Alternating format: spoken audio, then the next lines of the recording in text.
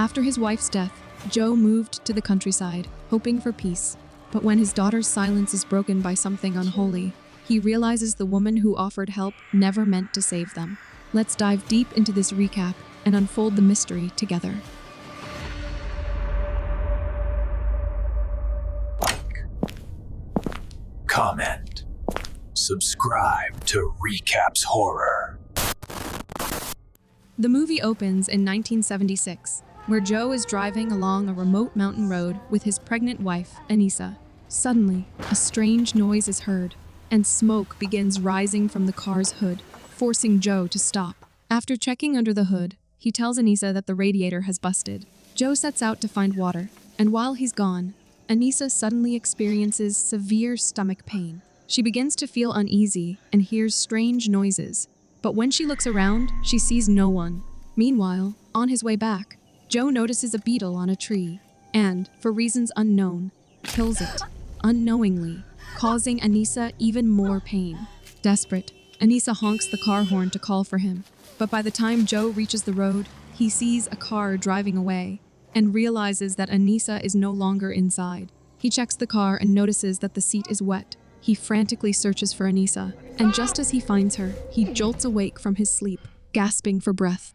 Joe hears a knock at the door, and as he leaves to answer, it's revealed that he is an entomologist. He goes to his mute daughter, Sophia, asking why she didn't open the door, and she gestures to him, indicating that the visitors were debt collectors. He then asks if she has eaten, and she tells him there's no more food. Suddenly, the sound of shattering glass startles them. Someone has thrown a stone at their house. Suddenly, the door swings open, revealing his landlord Haji with his sister and her kids. Haji tells Joe that he has been chasing him for 6 months for unpaid rent, but he has kept making excuses. He explains that his sister's family needs a place to stay, and he has to help them. Joe is forced to leave the house, but Haji hands him an address, telling him that this house is looking for a handyman. On their way to the location, Joe approaches a man and says he's looking for the address, but he got lost. The man looks at the paper and asks what business he has with the Javanese woman, and Joe replies, "Work." The man then gives him directions to the property. But before Joe leaves, he asks if Joe has heard the rumors about the owner. He's about to explain, but Joe politely cuts him off, saying his daughter is waiting for him in the car. Joe and Sophia finally arrive at the property, where they see an old woman, Aisha, brutally slaughtering a goat. Joe greets her politely and tells her that he was informed there's work available here. Aisha invites them inside and tells a boy named Kit to take Sophia to the back to meet the others. She then explains to Joe that 3 other orphans live there, and some people say this is a place for the unwanted. She shows him his room, telling him that he'll stay there while his daughter will stay with the others, and that he'll be paid at the end of the month. Kit takes Sophia to meet the other children, and Sophia introduces herself by writing her name on her slate. Sarah asks what it is, and when Sophia hands her a sketchbook, Sarah flips through it and scoffs, saying her drawings are terrible. Emmy tells Sarah not to be mean, and then, looking at the notebook, she asks if Sophia wrote the story in it. Sophia nods, but Sarah coldly says she doesn't care whether she wrote it or not. What matters is that Sophia, like the rest of them, is just another abandoned child. They then take her to the bedroom, where Emmy shows her a hole and tells her not to go there. Sophia asks, "Why?" And Emmy says it's mother's order, so don't question it. She then tells her that if she hears a voice calling her name, she should not turn around or answer. That night, Joe finds a small pouch in his room, along with a shattered mirror. He picks up the shard, only to see a face appear in it. But when he looks back, no one is there. He then hears a bell ringing, and when he looks outside, he sees Aisha near the hole, offering a sacrifice to a spirit as her final duty. Meanwhile, Sophia, unable to sleep, notices the name Fatima written on her bed's headboard. And when she peels off the sticker, she finds the name Aisha written underneath. Just then, she hears a noise, and when she gets off the bed, she finds a candy on the floor. Moments later, she hears bells ringing, and when she looks out the window, she sees a baby goat with glowing red eyes. Curious, Sophia steps outside, her eyes catching a faint glimmer of candies scattered along the cold ground. She bends to pick one up, then another, drawn deeper into the dimly lit yard. The silence feels heavy, pressing against her ears, until a soft voice breaks through the air, calling her name. A cold hand rests on her shoulder, and a voice whispers, "Can mommy have some?" But when Sophia turns around, no one is there. Confused, she gets up to look around, but Aisha suddenly tells her that she's not allowed to be there and quickly takes her away. Sophia goes to Joe's room and tells him she wants to sleep there. He asks what's wrong with her room, and she replies that she'd rather sleep in the car. Then she asks why they're even there, to which Joe admits he knows it isn't easy, and asks if she remembers the story of the princess who ran away from the castle, the one whose evil stepmother wanted to kill her. For 20 years, the princess hid in a secret room until her father rescued her. Sophie says that's just a fairy tale, but Joe continues, explaining that for those 20 years, the princess never uttered a single word or shed a single tear. He then tells Sophie to go back to her room and gently pushes her out. The next day, Aisha asks Sarah how Sophia ended up near the hole last night. Sarah stays silent, afraid to answer, but Aisha hands her a drink, saying, "Let this be a reminder." Sarah hesitantly takes a sip and immediately vomits, yet she keeps trying to drink it. Meanwhile, Joe is in the forest cutting bamboo when he suddenly sees his wife walking away. Confused, he follows her, calling out her name, but she vanishes behind the trees. She then suddenly appears and asks how their daughter is. Has he been a good father? Joe replies that he's trying, and she softly says it must be hard to love someone imperfect. Then, gentle music begins to play, and she tells him she's always wanted to dance to this song with him, asking if he will dance with her. Joe takes her hand, and the two begin to dance. Smiling, she tells him she wants him to miss her forever, and asks if he promises. He says he does, but suddenly he snaps out of it, realizing she's gone. As Joe walks back toward the house, he notices a man climbing a tree. He decides to ignore it, but suddenly the man slips and falls. Concerned, Joe hurries over and asks if he's all right, and the man gets up, assuring him that he's fine. He introduces himself as Mohsen and tells Joe that since he's there, he'd like to clear up what happened the other day. He explains that he loves his son, but discipline is necessary for them to learn. Joe replies that he's not here to judge, saying everyone has their own way of doing things. Mohsen tells Joe that there's something he should know about the old woman, saying she's not the kind of grandmother she pretends to be. He then asks, "Have you ever wondered why she keeps those children there?" Mohsen goes on to reveal that there's a hole in her compound, something she keeps hidden inside it. He says it's not from this world and that it can grant any desire you want, but always at a price. Meanwhile, Sophia is at the hole, calling out for her mother, when Sarah appears and angrily asks what she's doing there again. She tries to pull Sophia away, but Sophia slips and falls into the hole. Later, when Sophia regains consciousness, she tries to get out of the hole, but hears her mother calling out her name. She notices a small opening in the wall and begins removing the stones. Behind it, she finds another hole, and cautiously, the innocent kid crawls inside, looking for her mother. As Sophia crawls deeper inside, she remembers a story, one that was told long ago in Nusantara. Once, a king and queen longed for a child more than anything. After many years of waiting, the queen finally became pregnant, and the king was overjoyed. But their joy turned to sorrow when the princess was born stillborn. The king cried over the loss of his child, his tears flooding the land. Then, suddenly, a golden catfish appeared before him, and in that very moment, the princess came back to life. Sophia crawls through the tunnel and reaches a hidden chamber, where she finds Anissa waiting with a gentle smile. Anissa looks at her and says, "You've grown so pretty." Sophia asks, "Who are you?" And Anissa softly replies, "I'm your mother." She then holds out a bangle and says, "This was mommy's. It's for you." Sophia hesitantly extends her hand, and Anissa slips the bangle onto her wrist, asking, "Do you like it?" After a moment, Anissa asks for Sophia's notebook, which Sophia hands to her, and as Anissa flips through the pages, she asks, "Did you write all this?" When Sophia nods, Anissa smiles and says, "Come, sit with me.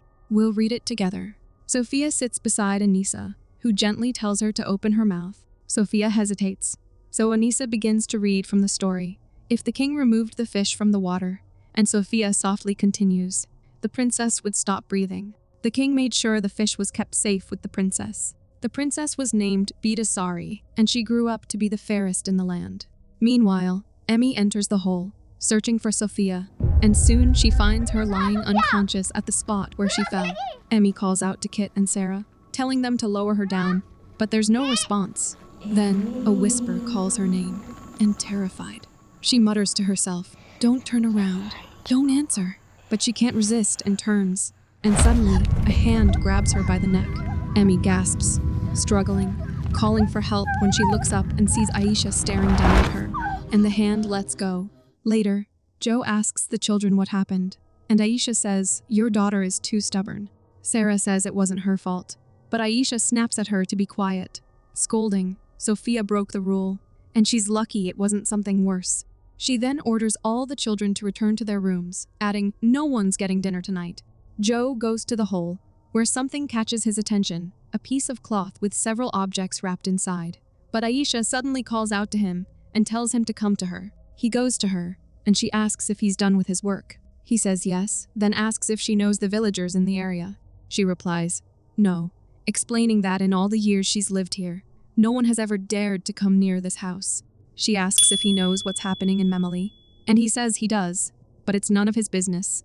Aisha says that's good, adding that they don't need to get involved in matters that aren't theirs. She then asks how Sophia's mother died, and he says she died giving birth to Sophia due to complications. Then asks how she knows that. Aisha asks if Sophia was mute at birth, and when he says yes, she replies, "What a shame." That night, Sarah notices Sophia's bangle and asks where she got it from. Sophia then hears the bell ring again and looks out the window, only to see the goat once more. Meanwhile, Joe is fixing the power cord, unaware that Sophia has just walked past him, and when he turns around and sees her walking away, he calls out her name, but she doesn't respond. While searching, Joe stumbles upon the corpse, and when he turns the body over, he's horrified to discover that it's him. Just then, a hand touches his shoulder, and he turns around to find that it's Anissa lying beside him. She softly calls his name and tells him to protect Sophia. Joe stares at her in disbelief, and in an instant, Anissa's face twists into something demonic before she vanishes. He continues his search and finds Sophia talking to someone unseen. He turns her around, and she tries to say something, and then she writes on her slate that she is talking to Mommy. Joe grabs her hand to lead her back, but when she resists, he snaps and shouts that her mother is dead. Sophia stares at him in shock, and he tells her firmly, "Whatever you think you saw, it wasn't Mommy." He then takes Sophia to his room and hands her a box, telling her to keep it.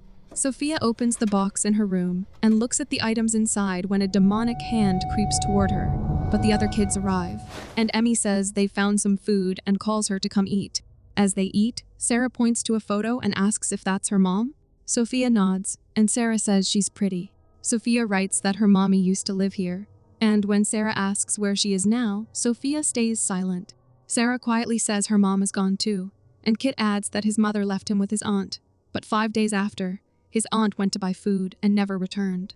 Amy, who's been listening, stands and walks away, and Sarah then tells Sophia that Emmy's parents sold her to pay off their debt. Later that night, while the children are asleep, Aisha quietly hangs something resembling a voodoo doll on the foot of each of their beds. She then begins performing a ritual, chanting that she has found the chosen one, the vessel through which you shall live forever. Unbeknownst to her, Joe is watching from a distance. Curious, he slowly approaches to see what she's doing, but suddenly, Aisha turns toward him and throws something into his face, and the scene shifts to the moment when Joe finds Anissa lying on the side of the road. He tells her that they're going to the hospital and tries to lift her, but she says she won't make it. Joe reassures her that they will and attempts to carry her again, but when she cries out in pain, he gently lays her back down. Desperate, Anissa begs him to save their baby. Joe tells her they'll get through this together and urges her to push. Anissa asks, "If you could turn back time, who would you choose to save, me or Sophia?" Suddenly, Joe jolts awake and finds a stone clutched in his hand. Later, Joe visits a store where he learns about Lon, the caretaker who used to look after the Javanese house, and that he fell ill last month. The shopkeeper mentions that some people say Lon has died, but he isn't sure. As Joe is heading home, he sees a woman and a young girl wearing burqas walk past him. However, when he turns around, they've vanished.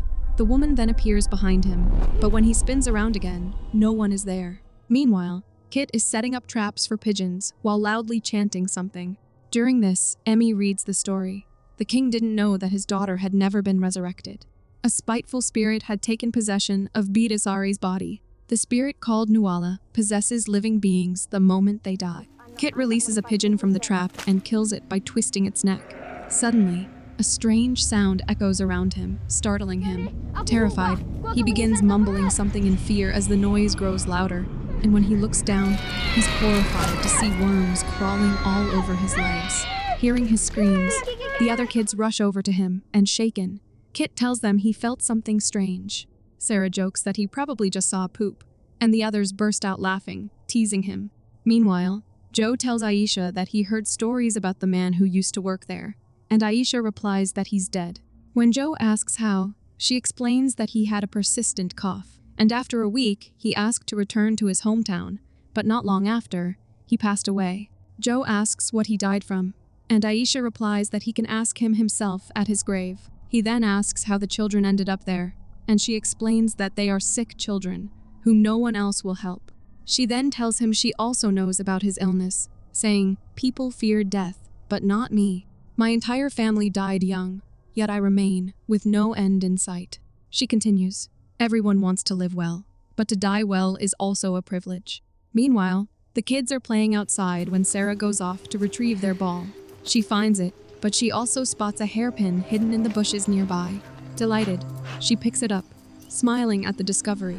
But suddenly, a voice echoes around her, softly calling her name. Sarah shuts her eyes and whispers, "Don't answer." But then, the clip slips from her hand, and the voice commands her to put it on. Terrified, Sarah picks up the pin again, and, with trembling hands, fastens it in her hair. The voice then whispers, "Now turn around," and despite every instinct telling her not to, Sarah slowly turns and lets out a blood-curdling scream at what she sees. Later, when the kids return to their room, Emmy notices the hair clip on Sarah and quickly throws it away. She then touches her forehead and realizes that Sarah is burning up with a high fever. Meanwhile, Joe enters an abandoned building, where he finds a photograph of Aisha. On the back of it, the year 1918 is written. He throws the photo back where he found it and leaves the place. When he comes out, Joe hears Anissa's voice calling his name from inside the hole. Curious, he approaches the hole and peers inside, only to see Anissa there, reaching out to him and pleading for help. Joe extends his hand to pull her up, but she yanks him inside. Meanwhile, Aisha feeds something to Sarah, then tells the others to stay put and instructs Sophia to follow her. After a while, when Joe regains consciousness, he crawls through the tunnel and finds chocolates scattered around. But suddenly, a hand grabs his face, and in an instant, he finds himself back in his old house. Anissa asks, "Did you hide my chocolates?" And when he shakes his head, she says, "You know I get anxious without them. I can't control my desires. But if you could have controlled yours, we wouldn't be in this situation." She then sits in front of the mirror and asks, "How would you feel if you knew you were never wanted from the day you were born? Every time your parents held you, they wished you were dead." Joe asks, "What are you talking about?" To which Anissa stands up in anger and yells, "You laced my chocolates with poison, didn't you? Ever since I got pregnant, you wanted me to have a miscarriage. You tried everything. Your cigarette smoke, the food you told me to eat. You never cared about this baby." Joe insists it's not true and pulls her into an embrace, but she coldly tells him, "Kill our child." Shocked, Joe steps back as she repeats, "Kill her before it's too late." Joe shouts, "That's enough!" But Anissa pushes him back and grabs a knife. She says, "You couldn't protect our daughter, and you're too cowardly to kill her." Then she stabs herself and cuts open her stomach. Joe watches in shock as Sophia's voice echoes, singing, "It's a shame you are all alone, carrying this absence in your heart. Your memory fills me with sorrow, a sadness residing silently in my soul." And before he can react, Anissa suddenly appears in front of him. Meanwhile, Aisha takes a chopper and slits her own throat in front of the hole, killing herself instantly. At the same time, Sarah asks Emmy, "Can you read me Sophia's story? I want to know how it ends." Emmy reads aloud, "The king refused to believe his daughter was possessed, but one day, Bidasari cut out his tongue, took his sight, and sealed him inside a vase. From that moment on, she crowned herself the new queen, and for the next 100 years, darkness and terror ruled the land." Meanwhile, Kit warms the weak batteries before slipping them back into the old radio, and as he twists the dial, a man is frantically warning others that he can see hundreds of trucks heading toward the camp. After that, The radio begins to emit strange, distorted noises, prompting Kit to pull out the batteries, silencing it quickly. But moments later, the sounds return, making Kit's heart pound in terror. Meanwhile, Emmy discovers Sarah under the bed when someone yanks her upward. Emmy gasps for air, her chest tightening as the hands are squeezing the life out of her. Meanwhile, Kit feels something crawling inside his ear. Panicking, he digs his fingers in and pulls out a wriggling worm. Horrified, he throws it away, but then his other ear begins to ache sharply. Desperate to stop the pain, he grabs a stick and starts pushing it into his ear, unaware that Emmy is the one controlling his move.